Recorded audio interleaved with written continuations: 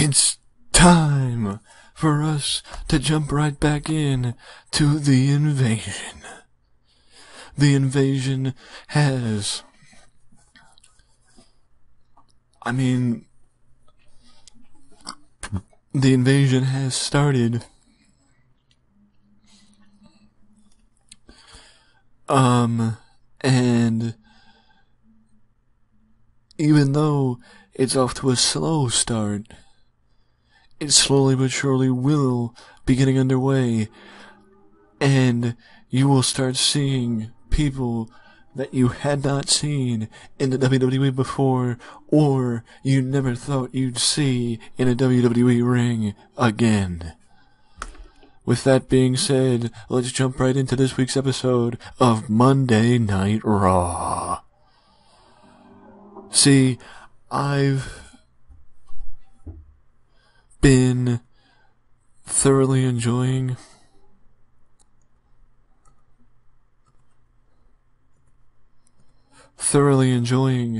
the series recently, because the segments and the stories and the shows in general have been getting closer to the ratings that I would have expected them to get in the beginning. But of course, Rome wasn't built in a day, and we had to hit a little bit of hard times. So with that being said, this week's episode of Raw kicks off with Steve Austin referring back to last week's tag team main event with Kurt Angle, and blaming Kurt for the loss last week to Benoit and Jericho. But this brings out Angle, who pins the blame on Austin for not wanting to be a team player last week. And Jericho and Benoit then make their way to the ring, and Benoit tells him, when it matters most, it won't matter who wasn't a team player when. It'll matter that you used to be WWF champion. And then Jericho takes the mic and says, Kurt, I don't think you should be worrying about if Steve was a team player last week. You should be worrying about the main event tonight, when I walk in Intercontinental Champion and leave Intercontinental Champion. As tonight, Jericho and Angle will fight one-on-one in a no-holds-barred match for the Intercontinental title. But first, we have to get to the King of the Ring qualifying matches. And the first King of the Ring qualifier is Jeff Hardy and the Boss Man, and Jeff Hardy gets the victory over the Big Boss Man to advance in the King of the Ring tournament. And now we move backstage with Stevie Richards talking about what happened last week on SmackDown when the Right to Censor got involved in the APA versus Dudley Boyz match. And then Bradshaw later in the show let the Right to Censor know that they made a big mistake sticking their nose in the APA's business. And Stevie just basically tells Bradshaw and Farouk that they got the wrong idea. They weren't trying to help the APA. They just wanted to make sure that the right team won. And this, my friends, once again, opens the door to the idea that Stevie Richards actually did stick his nose in the APA's business, but is tightroping past it on a technicality. But also,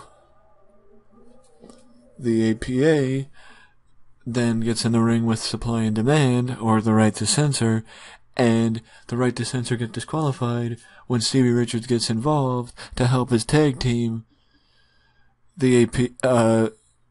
topple the APA, and Right to Censor once again takes the numbers game, keeps the numbers in their favor and win, and even though they came up short in the tag team match, they still won because they were able to be the ones left standing. And I just want to point out this, that no, this is not leading to a three corners match or a three-way tag team match at King of the Ring. but it might be planting the seeds for something down the line between the three teams. But either way, we move to the next King of the Ring qualifying matchup, and William Regal has now qualified for the King of the Ring tournament and moves in, joining Jeff Hardy, Saturn, Hugh Morris, Farouk, Eddie Guerrero, Stevie Richards, Rikishi in the King of the Ring. And I can tell you that there will be one more King of the Ring match later tonight, so stay tuned for that.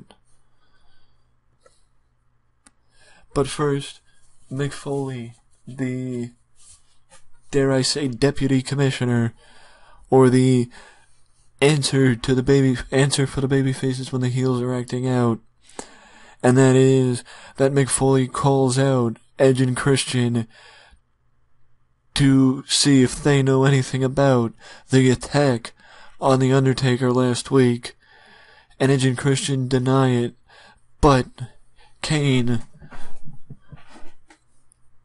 doesn't want to hear what they have to say and doesn't believe them for a second in the attack of their brother and in the attack of his brother, because he doesn't know anybody else who could possibly have a reason to attack The Undertaker other than Edge and Christian, due to the interaction that Kane and The Undertaker had with Edge and Christian earlier on the show last week, when Kane and The Undertaker made their intentions clear that they wanted a shot at the WWF Tag Team titles. It just so happens that later in the show, after making their intentions clear, Taker gets taken out.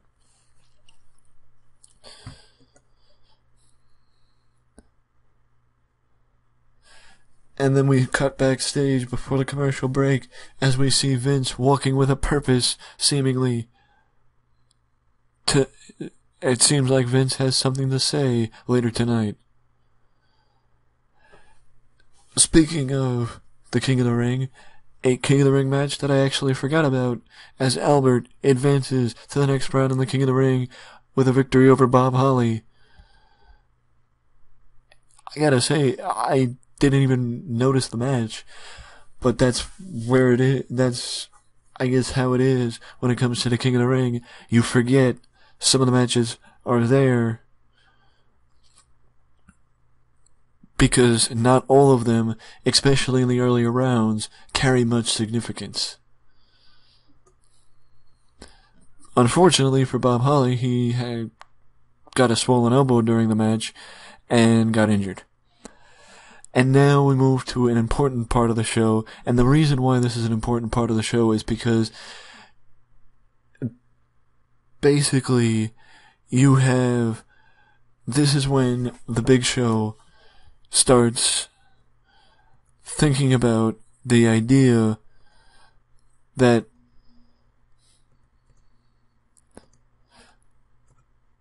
maybe he made a bad decision in 1999 when he walked away from the WCW, because he came to the WWE for respect, for the WWF for respect, and it's pretty clear that Rock, you people, and a bunch of other people back there, as he points to behind the curtain, don't respect me.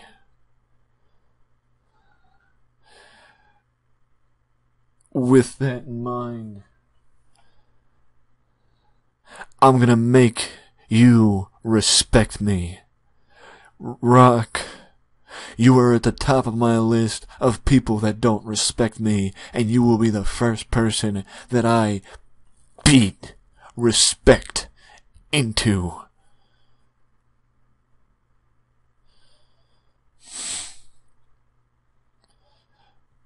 And Big Show starts tonight with an easy victory over Funaki. But the question also, but the answer to your question is that I don't know what the future holds as far as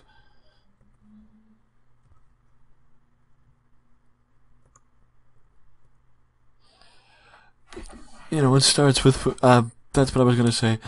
that I don't know when the next time you'll see Rock and Big Show in the ring together, but I will say that this feud is nowhere close to being over, and it is still developing. I think if I can make it to the pay-per-view, you will see possibly even a blow-off match at King of the Ring between these two. But we still have the major main event tonight with Chris Jericho going up against Kurt Angle, as Chris Jericho Chris Jericho is being interviewed and hypes up his main event match a little bit more against Kurt Angle later tonight. And, well, I mean, number one, Jericho would get the promo. He would be able to talk and hype up the match any way he'd like, because he's Chris Jericho.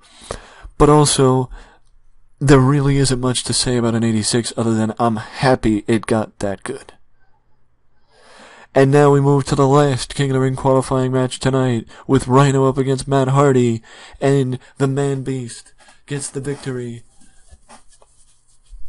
And Rhino qualifies for his first ever King of the Ring tournament.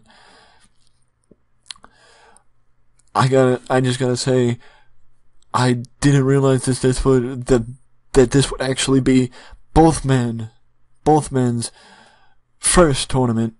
If had Matt Hardy advanced, it is still technically their first tournament, because this was a qualifying match to the second round, and not a qualifier for the tournament in general. So both men just competed in their first King of the Ring match, but Rhino advances. So now the field so far is Rhino, Albert, William Regal, Jeff Hardy, Rikishi, Farouk, Eddie Guerrero, Hugh Morris, Saturn, and Steven Richards, with 2 more matches set for SmackDown. The round 2 matches will start next week on Raw, so stay tuned for that. But now, the reason why Vince is here, the reason why Vince was walking with a purpose, is because Vince makes his way down to the ring and demands to know any information about who attacked The Undertaker last week. And Vince just goes on a little tangent about how throughout the entire Monday Night Wars, The Undertaker was by far his most loyal employee, and even with offers from the WCW, he did not walk away. He did not put his tail between his legs and go down south and leave. He stayed and remained loyal to Vince. And Vince says I value loyalty, and that means I value The Undertaker, and want to know who attacked The Undertaker last week. And this brings out Triple H and Stephanie McMahon, and Triple H and Stephanie McMahon basically go on and say, who cares who attacked The Undertaker? He's gone, but Triple H is still here. But the game is still here, and the game will always be loyal.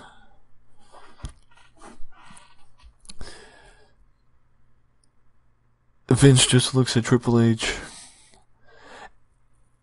and flat out says the most babyface thing he's said in probably 6 years, and that is, shut up, Triple H. These people don't care about your loyalty. They care about the loyalty of one American badass. They care about the dead man, The Undertaker. And if you want to kiss my ass,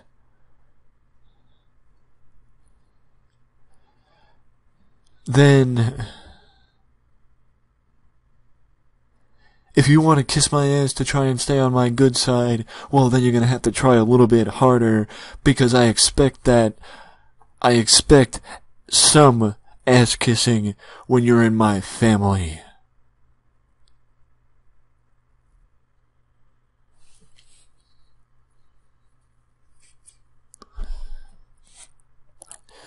This plants the seeds for issues between Triple H, Stephanie, and Vince, but also maybe even a babyface turn for Vinnie Mac.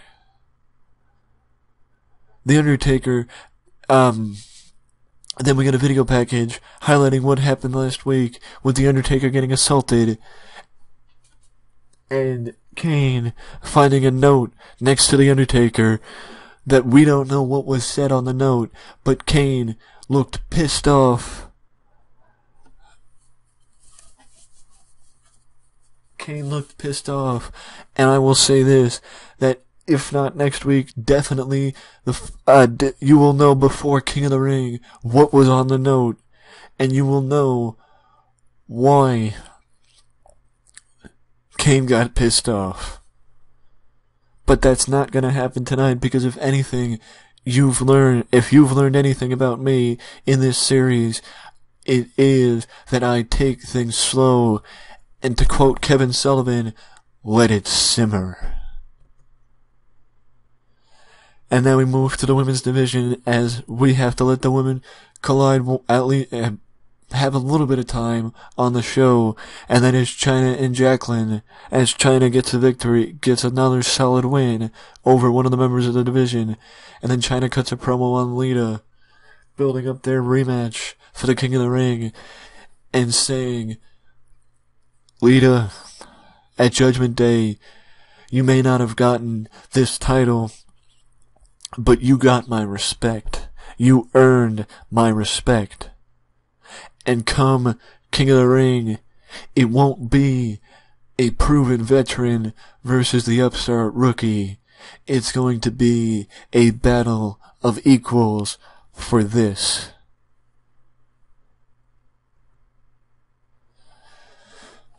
You know, basically putting over the fact that Lita worked her ass off in the match at Judgment Day, but came up just a little bit short, but proved enough that maybe, just maybe, she could be held on the same level as Chyna.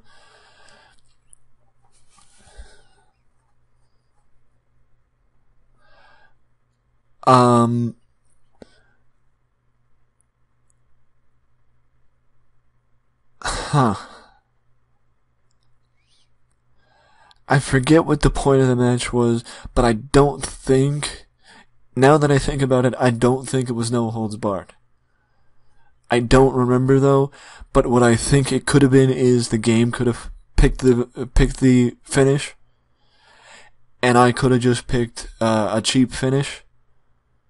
Oh, yeah, that's what I did. Most people don't realize, but in a no disqualification match, there is still countout. The game picked this.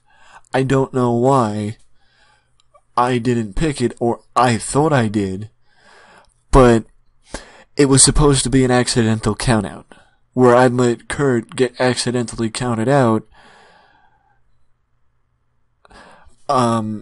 I'd let Kurt get accidentally counted out with them fighting on the floor, because even though it's no disqualification, there is still countout. And yes, this is my way of tightroping out of a tight situation by having this feud happen, but without declaring a winner. Sort of.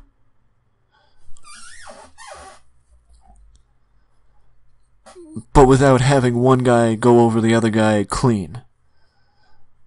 Because, like I've mentioned, I wanted this feud to happen, but I had no intention of letting Kurt win the Intercontinental title.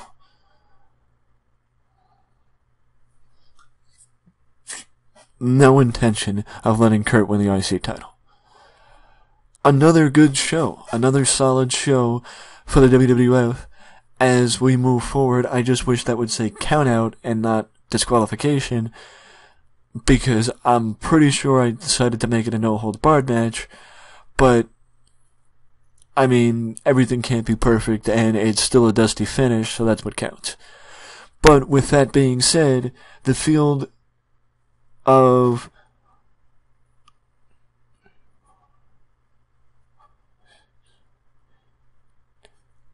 the field of 12 is almost set for the King of the Ring tournament, as 10 people have qualified for round 2. 10 people have qualified for round 2. This week's episode of SmackDown will house the last 2 qualifying matches, and the second round matches will start next week on Raw, as we are still 2 weeks out from the King of the Ring tournament in week 3, in June, week 3. But also, I just want to point out that Chris Benoit and Steve Austin will fight one more time for the WWF World Title at King of the Ring, and that, my friends, is thus far the only other match set for the King of the Ring tournament. And I can also say that the finals and at least the semifinals will take place at the King of the Ring tournament. So you will see 3 matches thus far, with 2 being the King of the Ring, or 3 being for the King of the Ring, and the other being the WWF title match between Steve Austin and Chris Benoit. And you know what? I'm actually gonna throw this out there too. Kurt Angle and Chris Jericho will fight one more time at the King of the Ring, but it will not be for the Intercontinental title. Because at this point, I'm gonna start making it where the feud isn't over the IC title, it's over Kurt proving that he can beat Chris Jericho within the confines of the rules, and 1, 2, 3.